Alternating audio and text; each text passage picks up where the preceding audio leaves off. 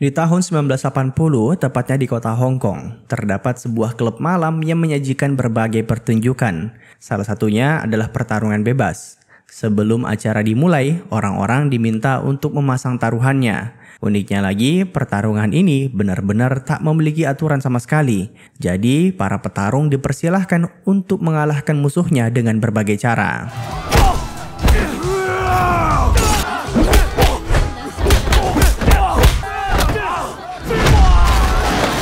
Dan akhirnya, imigran gelap bernama Chan Lok Wan, atau kita panggil saja Chan Lok, yang keluar sebagai pemenangnya. By the way, acara ini diselenggarakan oleh salah satu triad terbesar di kota Hong Kong.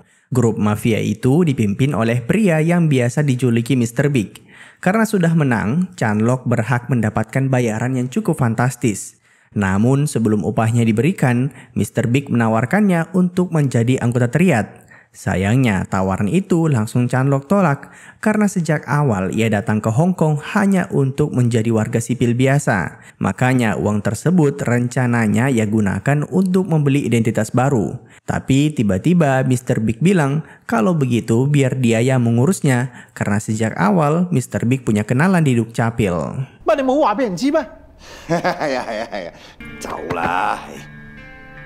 Berdasarkan berita, setiap tahunnya ada 60.000 imigran gelap yang masuk ke kota Hong Kong, dan Chan Lok adalah salah satunya. Sejak tiba di kota tersebut, ia bekerja serabutan sambil menghindari kejaran polisi. Dan 2 minggu kemudian, akhirnya Chan Lok dipanggil untuk kembali menghadap Mr. Boss karena infonya KTP-nya sudah jadi. Ia pun dibawa ke markas sang pimpinan triad, tapi sayang sekali setibanya di sana, Chan Lok baru menyadari kalau selama ini ia telah ditipu. Mr. Big diam-diam menaruh dendam karena kemarin Chan Lok menolak untuk menjadi anggota triad dan memilih untuk mempermainkannya.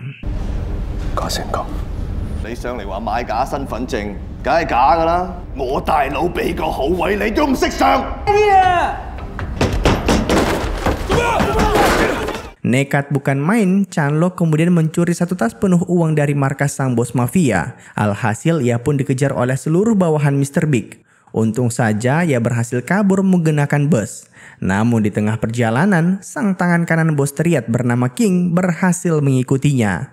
Untung saja karena Chan Lok jago bertarung, sedikit banyak ia berhasil memberikan perlawanan.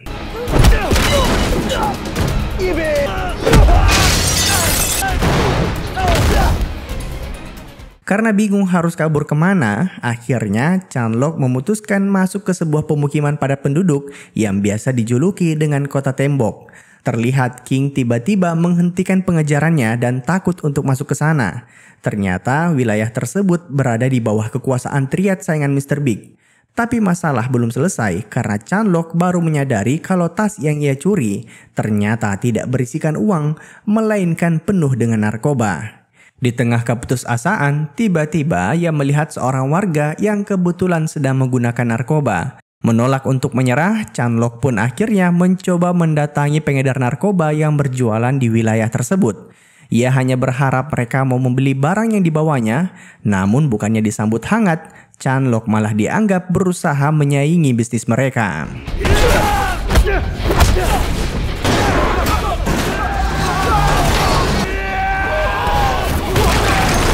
Karena tak ada pilihan lain, Chan Lok terpaksa kembali bertarung. Dan kali ini ia bertarung sekaligus melampiaskan kekesalannya yang tak berhenti bernasib sial.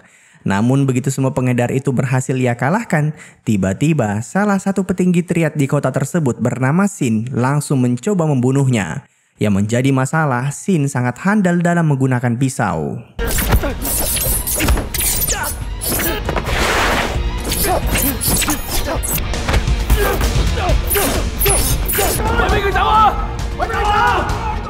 Dibanding bertarung, Chan Lok memutuskan untuk melanjutkan pelariannya. Namun ia mulai kebingungan harus kabur kemana. Hingga akhirnya karena sudah terdesak, ia tak sengaja masuk ke sebuah tempat pangkas rambut dan mencoba menyandera pemiliknya.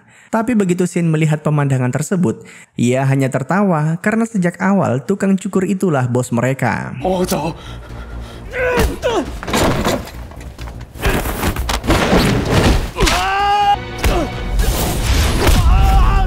Chanlok pun terluka parah dalam sekali serangan. Sang bos kota tembok yang biasa dijuluki Cyclone terlihat sangat santai dan bijaksana. Begitu menyadari akar permasalahannya, ia pun mempersilahkan Chanlok untuk kabur, asalkan berjanji tak lagi berbuat keributan di kota ini.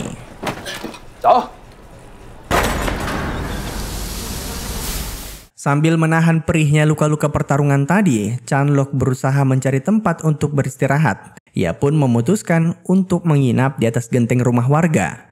Tapi ternyata kota itu tak seburuk yang diperkirakan, karena tiba-tiba beberapa warga tak dikenal memberinya makan dan minum. Bahkan tak lama kemudian, seorang pria bertopeng menyuruhnya untuk kembali ke tempat Cyclone agar masalahnya dituntaskan.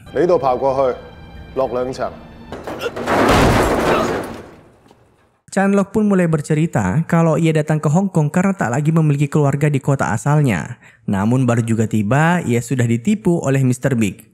Pada akhirnya, Cyclone meminta tas penuh narkoba itu agar semua masalah ini selesai. Masalahnya jika barang haram itu tak segera dikembalikan ke pemiliknya, cepat atau lambat nyawa Chanlok akan menjadi taruhannya.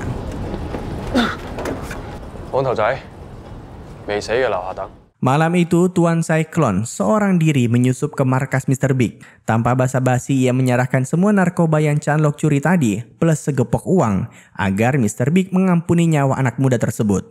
Tapi terlihat jelas, Mr. Big tetap tak setuju dengan perdamaian tersebut, dan diam-diam mencoba mengambil senjata yang ia selipkan di bawah kasurnya.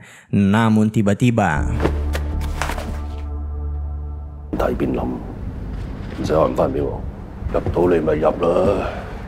Sementara itu, semua luka Chanlok akhirnya diobati oleh si pria bertopeng tadi yang biasa dijuluki Evie.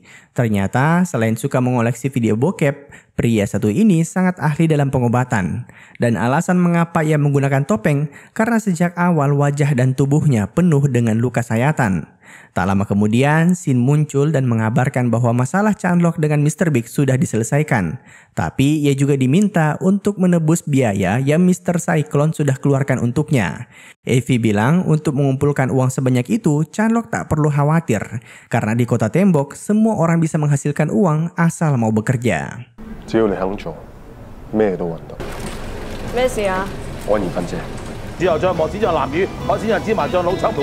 Akhirnya, sejak saat itu Chanlok memutuskan untuk melanjutkan hidup di dalam kota tembok.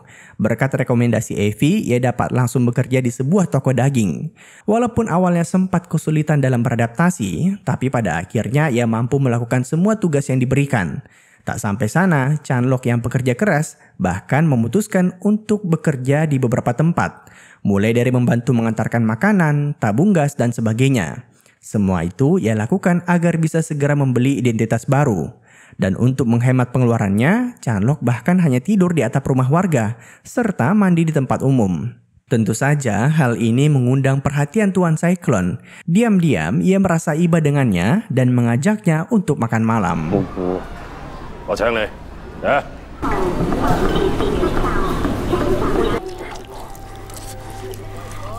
Baru kali ini Chanlok merasakan nikmatnya makan nasi daging. Sambil makan, Tuan Cyclone mulai mengajukan beberapa pertanyaan, seperti mengapa Chanlok bersikeras mendapatkan identitas baru dan sebagainya. Dengan lugunya, ia pun menjawab semua pertanyaan itu dengan gamblang. Bahkan tanpa ragu, Chanlok memohon agar Tuan Cyclone mau membantunya mendapatkan KTP Hong Kong.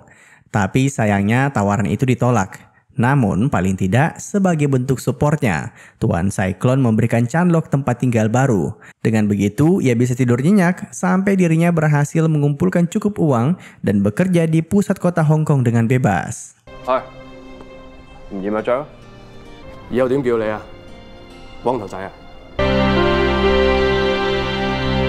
Singkat cerita, beberapa waktu kemudian, seperti biasa Chanlok bertugas mengantarkan gas LPG di salah satu tempat prostitusi. Tapi kali ini ia cukup kaget karena di sana ia menemukan seorang bocil yang sering membantunya ketika bekerja di toko daging. Anak ini dijuluki Fishball atau bakso ikan. Ternyata ibu Fishball adalah seorang pekerja seks komersial.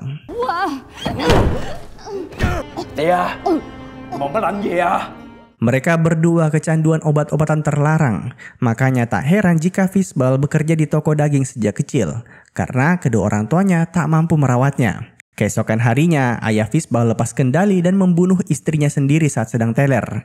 Parahnya lagi, jasad ibu Fishball dibuang ke atap genteng agar dikira mati akibat jatuh dari ketinggian. Chanlok dan warga lainnya segera berkumpul di lokasi untuk membantu menurunkan jasad tersebut. Tapi bagaimanapun juga, kejadian ini benar-benar memberi luka yang mendalam bagi Fishball. Hingga akhirnya anak kecil yang tak pernah menangis itu pun tak bisa lagi membendung air matanya.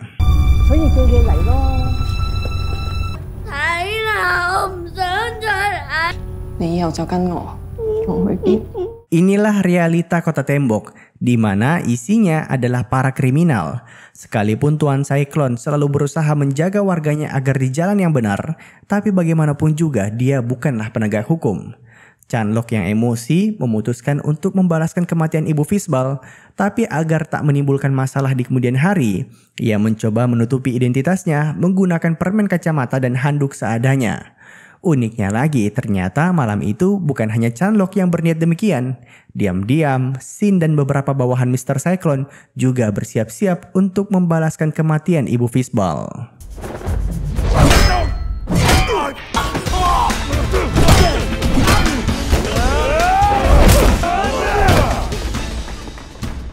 Setelah menghajar ayah Fishball hingga babak belur, mereka berempat kemudian kabur dari lokasi. Namun di sini uniknya kita kembali diperkenalkan salah satu petinggi triad yang biasa dipanggil dengan Tony.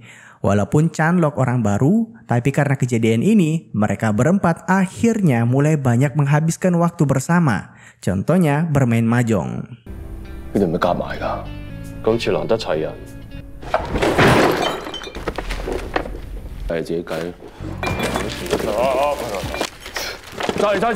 Beberapa hari kemudian, Tuan Cyclone dan Chanlok kembali berbincang santai. Tapi kali ini keduanya terlihat sangat akrab. Bahkan Tuan Cyclone bilang, lain kali kalau mau menghajar orang jahat tolong ajak-ajak ya. Seakan-akan mereka berdua sudah seperti ayah dan anak. Chanlok sendiri tak menyangka kalau ia bisa menemukan kedamaian di balik pemukiman kumuh ini. Namun kebahagiaan itu tak berlangsung lama karena kota Hong Kong rencananya akan kembali di bawah pemerintahan negara Cina. Buat kalian yang biasa baca buku sejarah pasti tahu kalau dulunya Hong Kong sempat dijajah oleh Jepang dan Inggris. Anyway, yang menjadi masalah, pemerintah Cina sejak awal sudah berencana untuk menghancurkan Kota Tembok karena dianggap sebagai sarang dari para kriminal dan imigran gelap. Tuan Cyclone sendiri tak bisa berbuat apa-apa, apalagi diam-diam ia sedang menderita penyakit kanker paru-paru.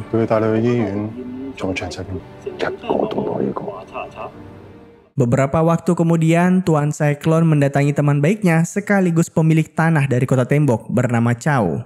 Setiap bulannya, uang sewa dari semua warga di sana dikumpulkan oleh Cyclone untuk dibayarkan kepadanya. Disinilah kita mempelajari asal-usul dari Kota Tembok, di mana ternyata puluhan tahun lalu kota ini memang sudah menjadi sarang dari para kriminal. Kala itu wilayah tersebut dikuasai oleh dua kubu gangster, yang satunya dipimpin oleh Chow dan satunya lagi dipimpin oleh seseorang bernama Jim. Hingga suatu hari perebutan di wilayah tersebut berakhir berkat kehadiran Cyclone. Ia membantu Chow mengalahkan Jim dan sejak saat itu tak ada lagi pertikaian. Tapi masalahnya sampai saat ini dendam Chow belum sepenuhnya terbalaskan karena istri dan kedua anaknya dulu dibunuh oleh Jim. Sekalipun ia telah mati, Chow tetap ngotot untuk membantai keluarganya yang sampai saat ini belum juga berhasil ia temukan.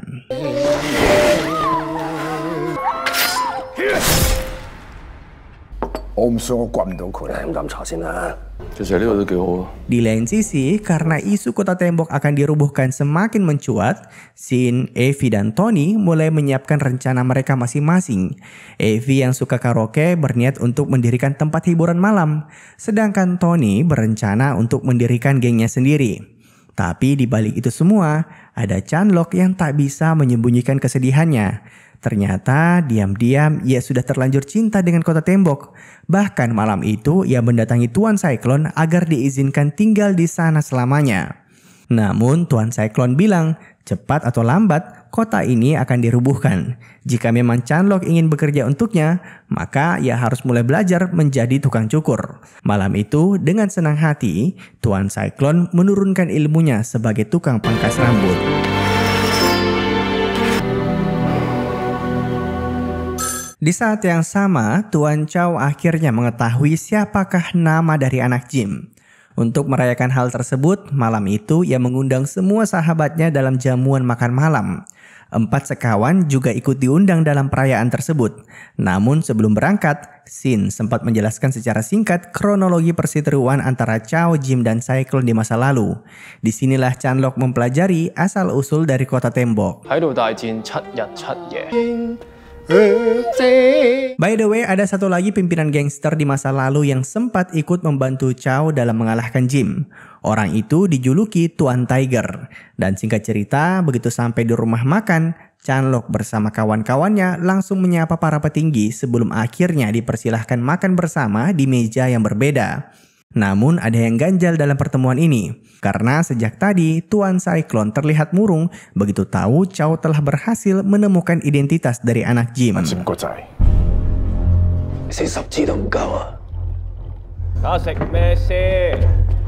Ternyata Cyclone dan Jim dahulu teman baik. Bahkan dia adalah salah satu pelanggan pertamanya saat mulai mencoba jadi tukang pangkas rambut. Entah bagaimana ceritanya, mereka bisa begitu akrab namun tiba-tiba harus berseberangan.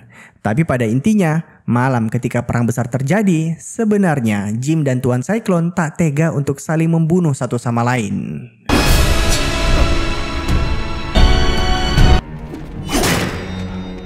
Hingga pada akhirnya Jim bilang sebaiknya mereka melanjutkan pertarungan ini dengan cara menutup mata masing-masing menggunakan kain. Dengan begitu tak akan ada rasa iba saat mengayunkan senjatanya. Tapi sebelum pertarungan dilanjutkan, keduanya saling berjanji. Jika Jim menang, ia harus melanjutkan mimpi Cyclone sebagai tukang cukur. Namun sebaliknya, jika Cyclone yang menang, ia harus memastikan keselamatan dari anak dan istri Jim. Pada akhirnya, Cyclone keluar sebagai pemenang dan ia pun harus menepati janjinya. Lagi pula, sejak awal Jim sudah menunjuk Cyclone sebagai bapak angkat dari putranya.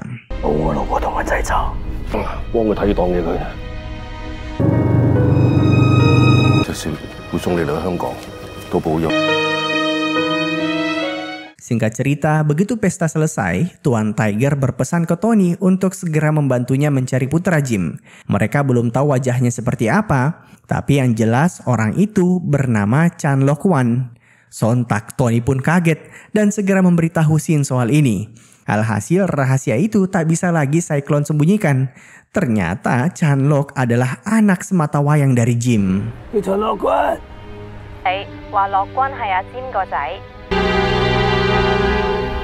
Di saat yang sama, saat ini pemerintah kota Hong Kong mulai mencari cara untuk menggusur penduduk kota tembok. Mereka pun meminta bantuan Mr. Big untuk mengalahkan siapapun orang yang berkuasa di sana. Sebagai gantinya, nanti begitu ada biaya ganti rugi tanah, dialah yang akan menerima uangnya. Mr. Big pun setuju dengan tawaran tersebut, makanya keesokan paginya ia mendatangi Chow untuk menyerahkan dokumen ataupun foto dari orang yang ia cari-cari selama ini. Disinilah Mr. Chow menyadari kalau Chanlok adalah anak muda yang sempat ia sapa tadi malam.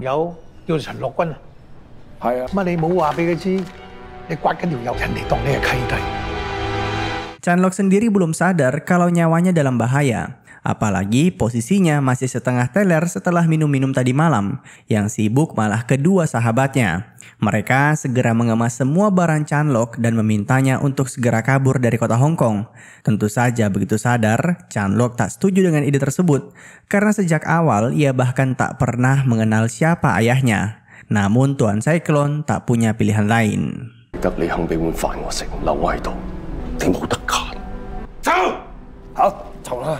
Sayangnya begitu akan kabur, tiba-tiba Chow dan Tuan Tiger bersama beberapa bawahannya sudah tiba di lokasi. Tanpa basa-basi, mereka berencana untuk langsung mengeksekusinya di tempat. Selama proses tersebut, Cyclone meminta bawahannya untuk tak ikut campur. Alhasil, Chanlok dikeroyok sedemikian rupa, tapi tetap saja ia berhasil memberikan perlawanan sengit.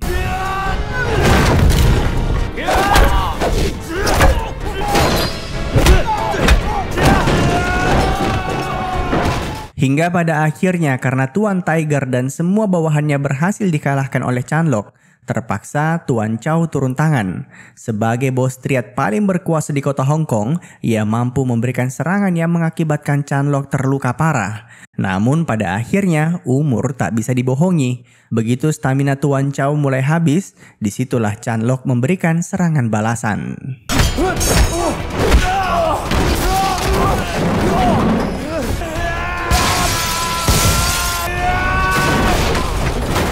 Karena Chow tak kunjung menyerah, Chan Lok berniat untuk sekalian saja membunuhnya. Namun aksi itu gagal karena Tuan Cyclone tiba-tiba memukulnya. Tapi pukulan itu bukan berarti ia membela Chow, melainkan untuk menghentikan semua kekacauan ini. Sayang sekali bukannya bersyukur karena telah diselamatkan oleh sahabatnya, Chow malah tetap ngotot untuk membunuh Chan Lok. Hingga akhirnya...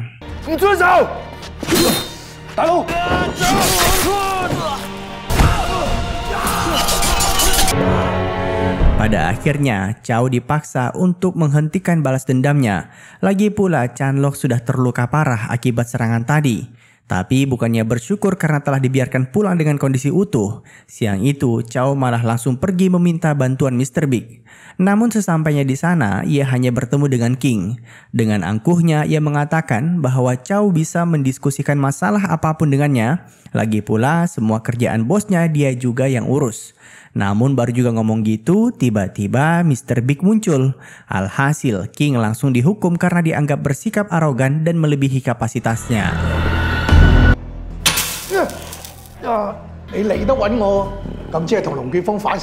Balik lagi ke masalah utama, Mr. Chow menawarkan akan memberikan bayaran berapapun asalkan Mr. Big dan anak buahnya berhasil membalaskan dendamnya. Dan mereka berdua pun sepakat.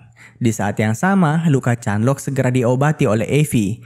Tapi tetap saja ia mengalami pendarahan hebat dan harus segera dibawa ke rumah sakit. Tapi yang lebih penting lagi, ia harus segera dibawa keluar dari kota tembok karena Chow pasti akan kembali untuk membunuhnya.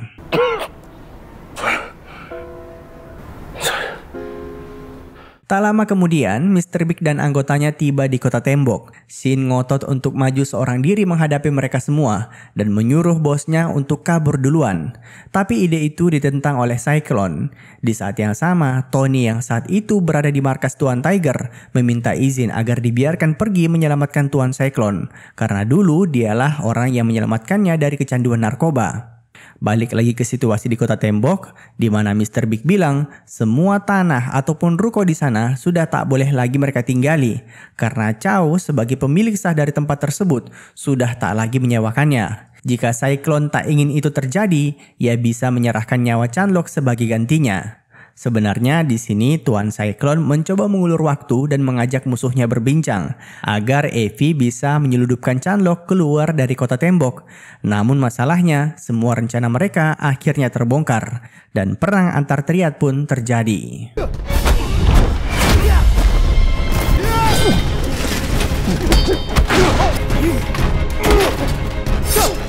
Shin dan Evie berusaha membawa kabur Chan Lok keluar dari kota tembok. Tapi di tengah pelarian, tiba-tiba King muncul. Dan ternyata sosok King ini memiliki kemampuan seperti debus, di mana pisau Shin dibuat tak berguna dalam melawannya.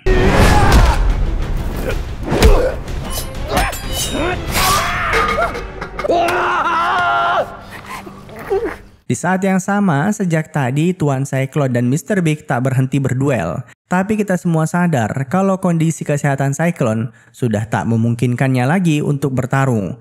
Makanya di sini ia terlihat kesulitan untuk melawan musuhnya.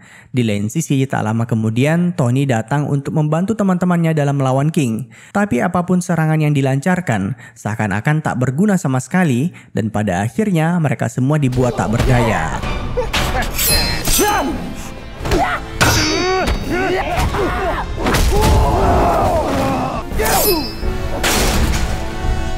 Menyadari hal itu, Tuan Cyclone memutuskan membantu anak buahnya dalam mengalahkan King.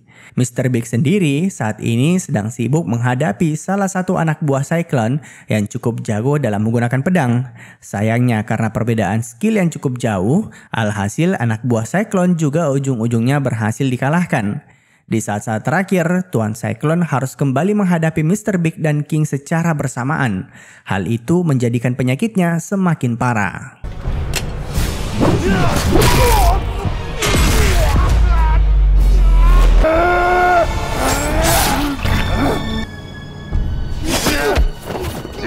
Di penghujung nafasnya, Tuan Cyclone mengorbankan dirinya untuk mengurung King dan Mr. Big di dalam sebuah ruko.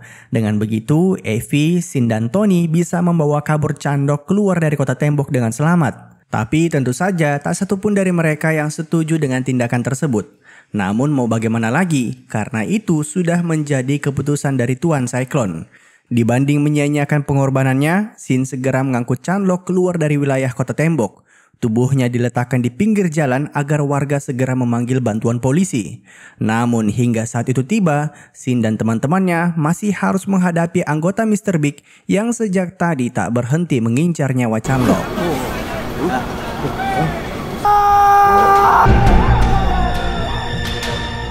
Pada akhirnya Chandok berhasil dibawa pergi oleh polisi. Dan keesokan harinya kita bisa melihat Mr. Chow yang datang ke kota tembok untuk menagih janji Mr. Big. Tapi sesampainya di sana yang ada ia malah dikhianati. Diam-diam sejak awal mereka memang ingin mengambil alih kepemilikan kota tembok. Bahkan King berhasil membawa 3 orang tuan tanah yang juga pemilik resmi dari semua rumah dan ruko di kawasan tersebut. Pada akhirnya mereka semua dipaksa untuk menyerahkan kepemilikannya jika tak ingin nyawanya dihabisi.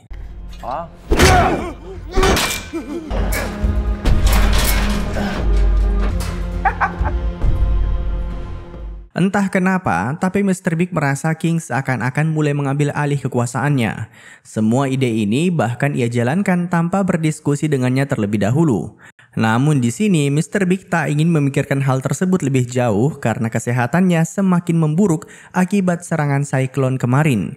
Sementara itu, King sendiri diam-diam menaruh dendam ke Mr. Big yang selama ini dianggap tak pernah menghargai loyalitasnya. Alhasil malam itu ia memutuskan untuk melakukan kudeta.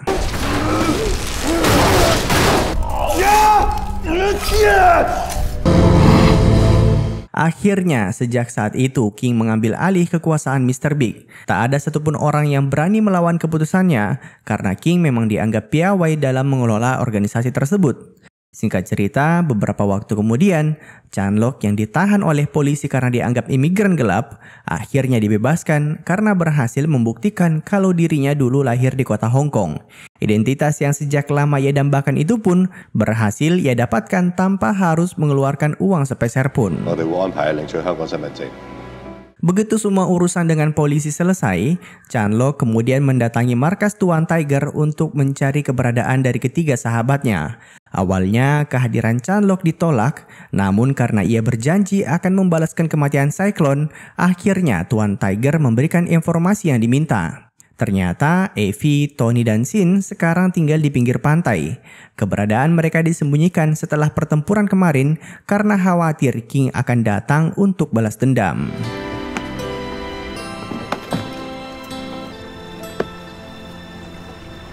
Seperti dulu kala, begitu kembali berkumpul, mereka berempat menghabiskan waktu semalaman untuk bermain mahjong. Walaupun dalam kondisi yang cukup memprihatinkan, mereka terlihat sangat menikmati kebersamaan singkat tersebut. Namun begitu pagi tiba, diam-diam Chandok telah pergi dari sana. Ternyata secara tidak langsung, ia ingin berpamitan ke teman-temannya sebelum pergi membalaskan kematian Cyclone. Ia sadar kalau teman-temannya kemarin telah berjuang mati-matian demi menyelamatkan nyawanya.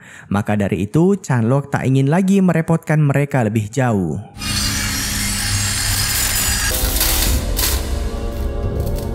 Malam itu saat anggota King sedang bersantai setelah merayakan Imlek, tiba-tiba mereka melihat sekumpulan asap. Ternyata diam-diam Chandok sengaja menggunakan asap tersebut agar pandangan musuhnya terbatas. Dan dari sini ia mulai menghabisi mereka satu persatu menggunakan serangan dadakan.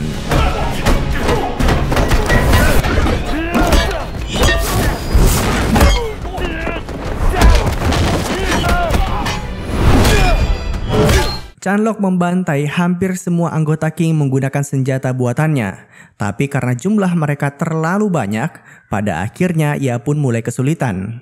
Untung saja tak lama kemudian ketiga sahabatnya tiba-tiba menyusul ke lokasi.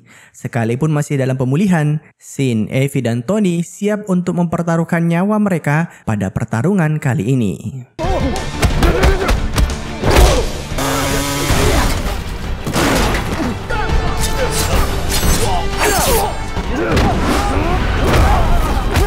Sayangnya aksi mereka tiba-tiba terhenti karena King mengeluarkan senjata api. Ia menembakkannya secara membabi buta hingga orang-orang pun lari ketakutan. Namun di sini terlihat King benar-benar dendam ke Chanlok dan berusaha mengejarnya kemanapun ia pergi. Syukurnya Chanlok yang jago bertarung berhasil memanfaatkan kondisi kota tembok yang penuh dengan celah untuk memberikan serangan dadakan.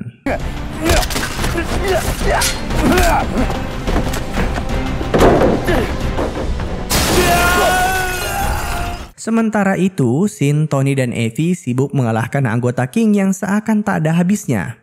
Untung saja kemampuan bertarung mereka di atas rata-rata dan tak butuh waktu lama semua musuhnya berhasil mereka habisi. Dari sini mereka bertiga kemudian segera menyusul Chanlok yang saat itu sedang kesulitan dalam melawan si ahli debus.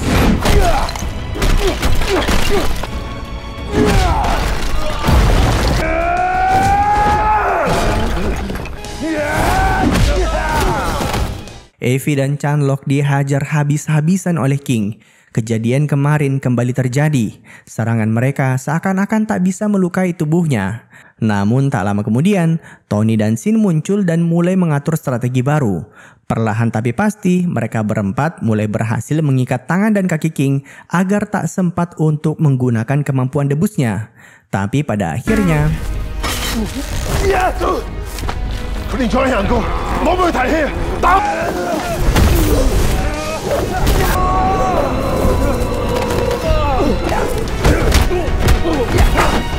mereka semua dihajar habis-habisan dan King hanya mengalami luka yang tak seberapa selama pertarungan tadi. Alhasil, Shin tiba-tiba mencoba mengorbankan nyawanya dengan cara berusaha mendorong King agar jatuh dari ketinggian. Tapi serangan tersebut berhasil dihentikan hingga akhirnya Chanlok datang untuk juga ikut mengorbankan nyawanya.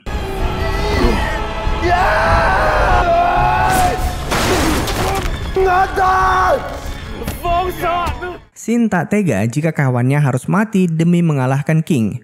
Makanya ia mempertaruhkan lengannya agar Chanlok selamat dari proses jatuh tadi.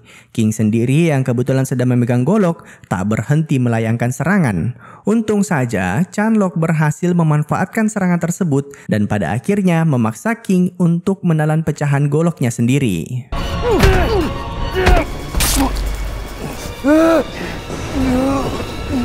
Ternyata berkat serangan tersebut, kini King tak bisa lagi menggunakan ilmu kebalnya. Chanlok dan teman-temannya langsung memanfaatkan momen tersebut untuk memberikan serangan bertubi-tubi. Hingga akhirnya...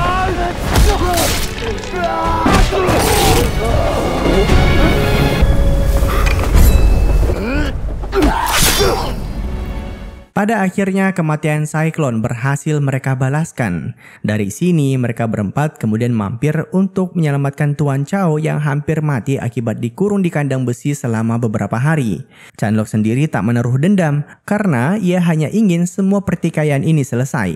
Dan singkat cerita, beberapa hari kemudian, 4 sekawan itu pun akhirnya bisa kembali menikmati pemandangan kota Hong Kong dari atap kota tembok. Sekalipun kota itu tak lama lagi akan dirubuhkan, tapi bagi Chanlok tak masalah. Seperti kata Tuan Cyclone, bukan kota tembok yang membuatnya nyaman, melainkan orang-orang yang berada di dalamnya. Selama Chanlok bisa berkumpul dengan kawan-kawannya, ia akan selalu menemukan yang namanya kebahagiaan. Dan dengan begitu, film pun tamat. Terima kasih telah menonton, sampai jumpa di film selanjutnya. Jangan lupa komen, like, dan subscribe.